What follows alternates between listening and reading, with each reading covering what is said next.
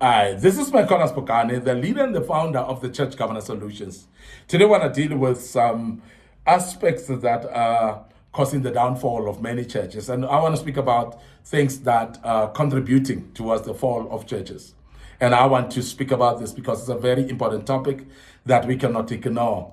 And many churches are falling away and many churches are diminishing. And we have seen them actually starting and not growing. And we have seen many churches that were there, but they don't exist anymore. And there's a downfall of churches, particularly in the days that we are living in. And many times we blame the devil. Yes, the devil is contributing towards that because he would not like to see many churches seeing the light of the day, particularly those that are impactful.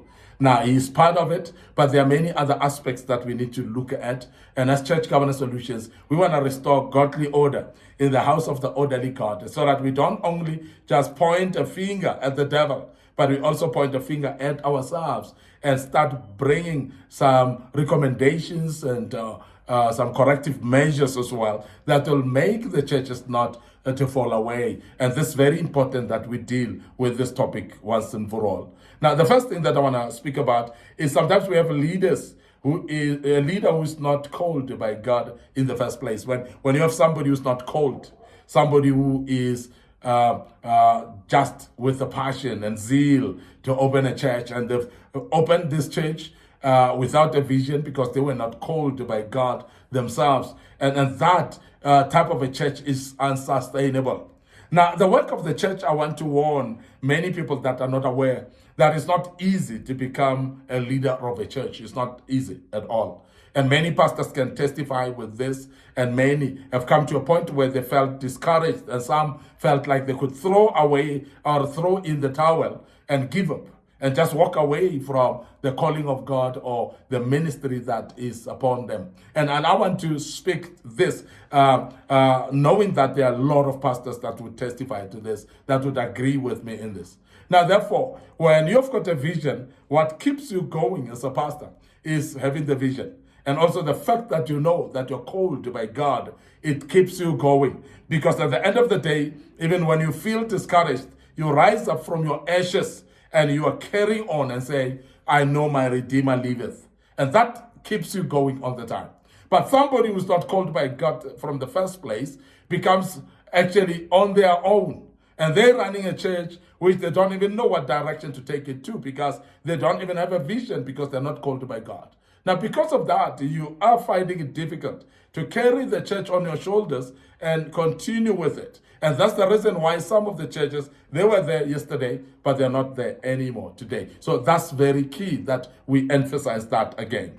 Now, there's also where there's a lack of vision, or there's a lack of clarity of the vision itself in the beginning. So when there's no vision, or maybe the vision is not clear from the beginning, it becomes problematic, because there are many people that are actually in the dark of what to take the church to and what direction to take. And that's what I mentioned earlier, that when the vision is non-existent, and besides that, sometimes it is there, but it's not clear as well to you as a leader, to you as somebody who's called by God.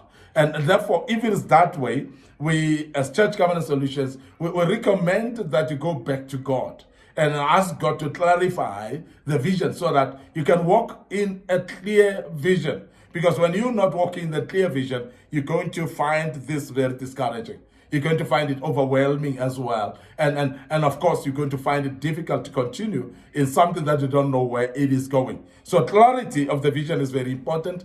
And also, maybe just in the beginning to have the vision as well is a privilege. And is something that the Lord would love you to have and would love you to be clear about. And that is why we emphasize that have the vision first, but also make sure that that vision is clear. And that's very key that we mention that.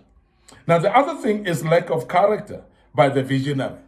Now, character, we have defined it many times, and I just want to also again speak about character. Character is when your words and your behavior are in one line. When they align, when you are able to align what you say and what you promise together with the actions that you'll do. Now, character may be easily described that way. Character is a behavior. Character is the consistent activities that you do, behavioral patterns that you do, that formulates a certain image of you. Now, that certain image of you is how people look at you and know you to be. There are those people that are reputable in life. There are those people without reputation in life, with a poor reputation. And the reason is because when you're having a poor reputation, it's because of bad character. Then bad character, what it does, it paints you as this bad person. That sometimes even when you talk things, they don't become authentic because people associate individuals with the character. The more good the character, the more you're going to have people associating with you, and the more you're going to have people that will listen to you when you speak. Because you speak with authority and authenticity. Because authority comes from authenticity of your lifestyle, and what you are saying, if it's true and you live according to the standard of what you're saying, then that becomes what we call character. So when the leader doesn't have character, then what it does, it makes the fall of that church. It's the beginning of the fall of that church. So it's very important, therefore, to build character. Now, there are many leaders that have been given godly gifts, and God has given them a gift maybe of preaching, gift of prophecy, and gift maybe of discerning spirits, and different type of gifts that people have been given. But without character, then a gift cannot be sustained.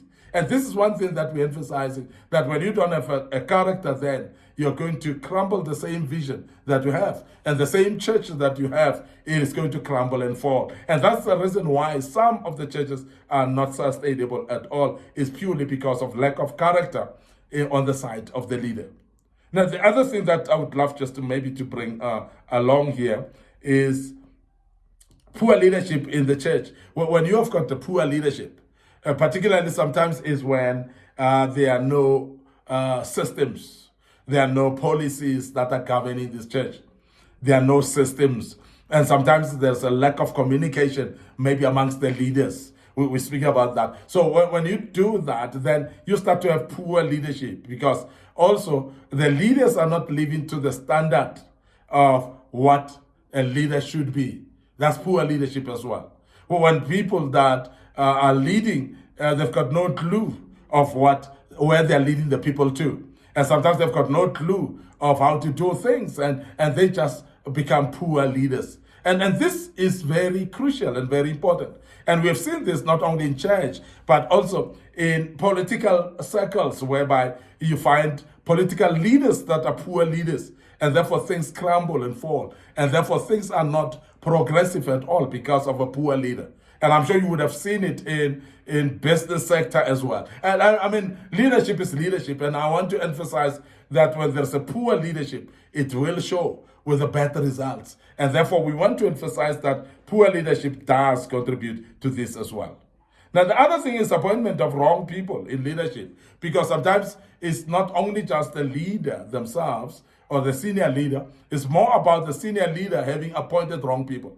Now, when the senior leader, even if you're good in leadership yourself, but then you appoint the wrong people, you are actually discounting that which is supposed to be progressive.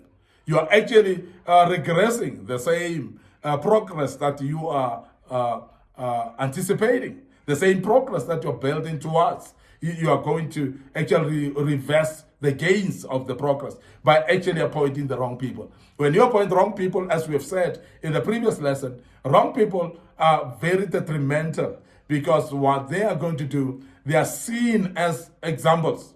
But then when people have got wrong examples from the leaders that has been appointed, the whole track behind the train will not go to right direction. If the head is lost and the whole tracks behind, the whole carriages behind a train, they're going to be lost as well. And this is very important that you take this analogy very serious and understand it, that it is very important that the leadership of the church have got direction, have got character, have got clarity of vision as well. And all that is very important. And therefore, appointment of wrong people can actually derail this and can actually derail the whole church, and the church may fall. So please be cognizant of that. It is also very important for us to mention that married to non-supportive spouses, we have seen this happening to senior pastors who have married unsupportive spouses that are just not there for them, that are just not there for the ministry, that are just not there for the vision, they're just not there for the church itself. And it becomes very, very difficult for a senior pastor who is having, say, a wife that is not supporting them, a senior pastor who's just having a husband that's not supporting her. It's very difficult because then you are carrying the load alone. And most of the time, you are being told and discouraged. You are being told that you're neglecting the duties at home and so on because of your ministry. So you are being discouraged of your own ministry because of the spouse that's not supportive. When you're having a spouse that's not supportive, it becomes actually a heavy load to carry a ministry. And some of the churches fall off because of that. And we want to bring that to the light, that please make sure that if you're not married as a young pastor, you need to marry right. Marry somebody who would support you in the vision, who would support you in the running of the ministry, because you're going to need support from your loved one, and particularly your spouse. Very, very important that we mention that.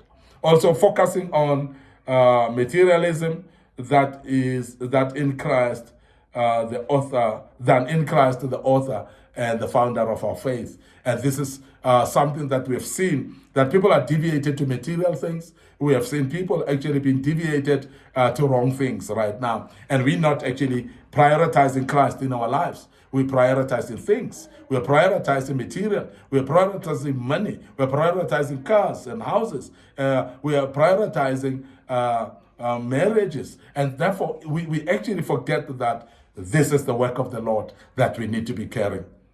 And I want to emphasize that it is very important that we become cognizant, open up our eyes, and be aware and be warned actually of anything that may actually threaten the existence of the vision that you're carrying and the church that you are running. I want to end up here today, your host, Micornus Phokane. I'm the leader and the founder of the Church Governance Solutions. And I hope that you've learned quite a bit out of this. And we will continue with another topic going forward. And I hope that you're going to follow us as we deal with another topic. May the good Lord bless you. And before we check out, remember our Facebook page is Micornus Phokane. That's my personal Facebook page. But we also have in Church Governance Solutions as a Facebook page. So please like those pages, follow us. And don't forget, our TikTok account as well is under Micornus Phokane. So please like it as well. Our YouTube channel is under Young Men Empowerment Forum. We urge you to subscribe to our YouTube channel. And also please browse through the link and you'll start to see that we've got a lot of materials that are in there. Don't actually hold back, but share the link with other people of interest, your loved ones, your colleagues at work as well. Those people that may be interested in listening to us, please share with them the links of our social media platforms. May the good Lord bless you, and allow me to check out right here and say cheers for now.